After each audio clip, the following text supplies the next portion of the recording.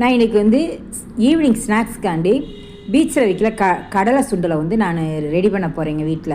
அது எப்படின்னா, கடலை ஒரு 3 டம்ளர் எடுத்து அதை கழுவிட்டு குக்கரில் வந்து தண்ணி ஊற்றி வேக வச்சேங்க. ஒரு 5 சவுண்டுக்கு வேக வச்சுருத்தேன். கடலை நல்லா வெந்துருச்சுங்க. உப்பும் போட்டு வேக வச்சிடணுங்க.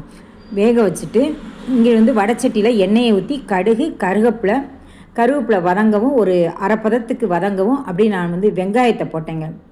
வெங்காயம் போட்டு சின்ன வெங்காயம் போட்டு அதுவுமே ஒரு அரை பதத்துக்கு தாங்க வதங்கணும், ரொம்ப வதங்கக்கூடாது. வெங்காயம் ஒரு அரை பதம் வதங்கின பின்னாடி மல்லி இலை கொஞ்சம் நிறையா போடணுங்க. மல்லி இலையை வந்து பொடியாக கட் பண்ண மல்லி இலையை அதில் போட்டு அதையுமே நல்லா வதக்கணுங்க. இவ்வளோ மல்லி இலை போடணுங்க. போட்டு நல்லா வதக்கிடணுங்க.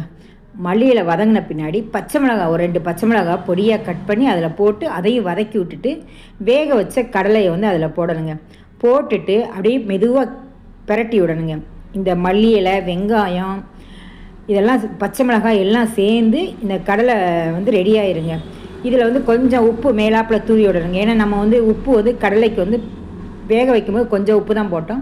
கொஞ்சம் உப்பை போட்டு தூவி விட்டுட்டு எடுத்து வச்சோம்னா பீச்சில் விற்கிற கடலை ரெடிங்க. இது ஈவினிங் ஸ்நாக்ஸ்க்கு ரொம்ப நல்லா இருக்குங்க. இது மாதிரி நீங்களும் செஞ்சு பாருங்க.